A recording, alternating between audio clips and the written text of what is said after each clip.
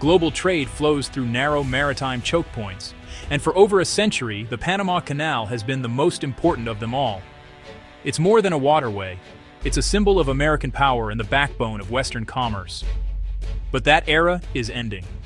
Far from Washington, a new player is redrawing the map: China. With deep pockets and even deeper ambitions, China is about to carve its own path through the Americas. This isn't just another infrastructure project, it's a declaration. Beijing is building its own global system, one monumental project at a time. The world was shaken by the announcement: a $50 billion canal through Nicaragua, wider and deeper than Panama's. The message is clear: the balance of power is shifting. Imagine Chinese engineers and Nicaraguan officials, blueprints in hand, planning to move mountains and connect oceans. This is the new front line, not of armies, but of concrete, steel, and capital. China is building a rival to one of the world's most strategic assets. This isn't just about faster shipping. It's about changing who controls the world's trade. For decades, the U.S. has held the keys to maritime trade in the Western Hemisphere. The Panama Canal, under U.S. protection, has kept goods flowing smoothly.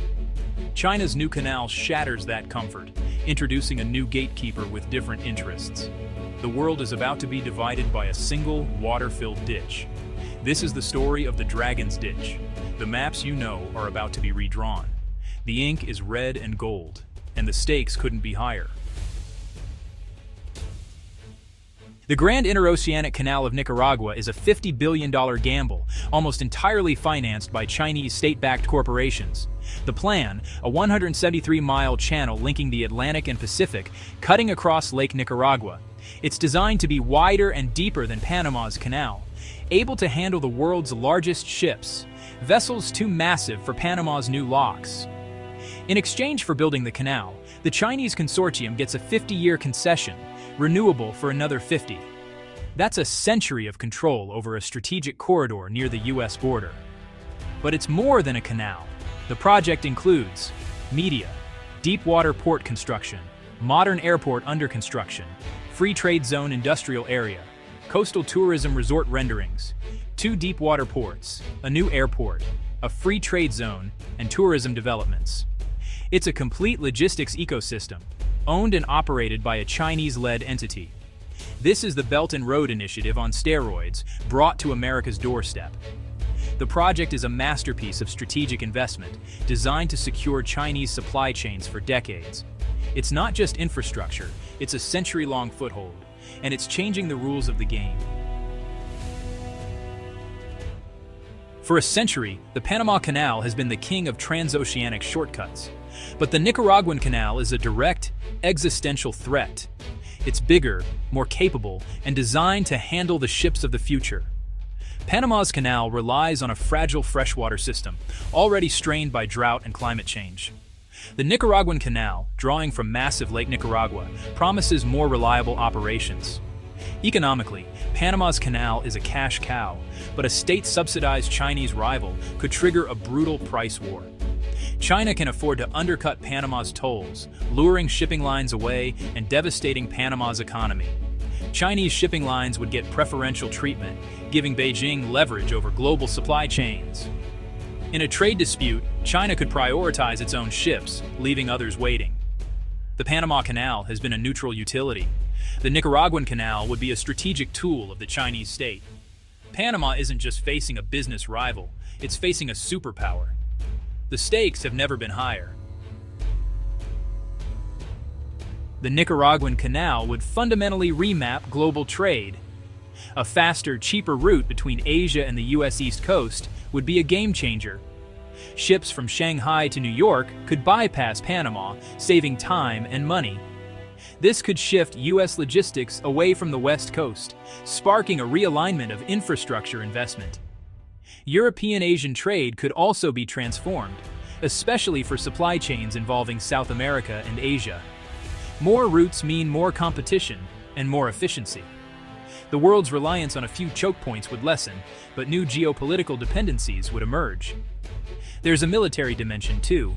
A canal capable of handling the largest naval vessels, operated by China, is a major concern for the Pentagon. It would allow the Chinese Navy to move between oceans with unprecedented speed. The new trade routes would be shadowed by new naval realities. The security landscape of the Western Hemisphere would be changed forever. The tides of global shipping are shifting, and so is the balance of power. The Nicaraguan Canal Project sent shockwaves through Washington. The U.S. has long viewed Central America as its backyard. A Chinese-controlled canal is a direct challenge to that dominance. Officially, U.S. officials question the project's viability and environmental standards. Unofficially, alarm bells are ringing in the Pentagon and State Department.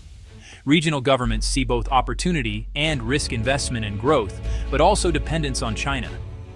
International organizations like the World Bank have been sidelined, their standards ignored.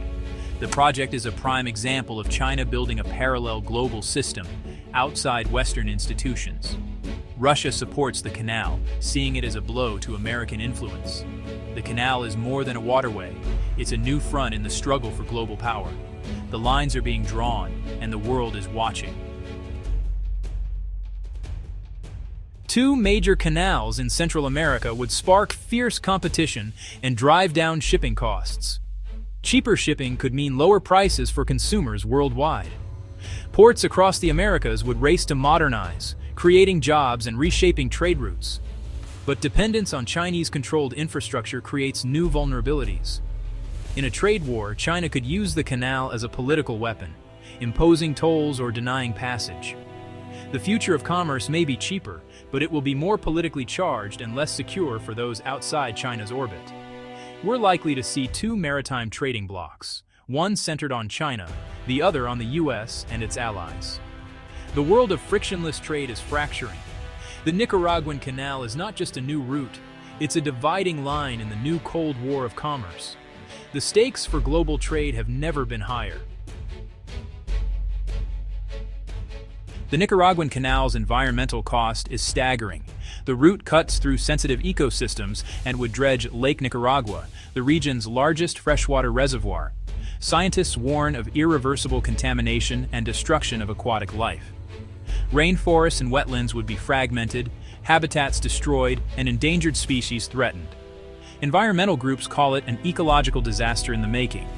Promises of high standards and reforestation are met with skepticism. The environmental assessment was rushed and inadequate, with little transparency. For Nicaragua, desperate for investment, the economic benefit seems worth the risk.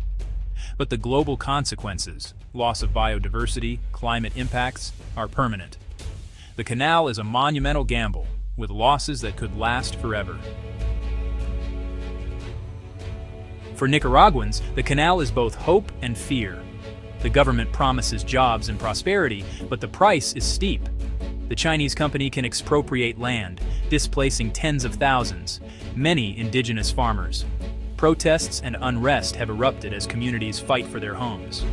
Critics warn that most high-paying jobs will go to Chinese workers, leaving locals with low-wage labor.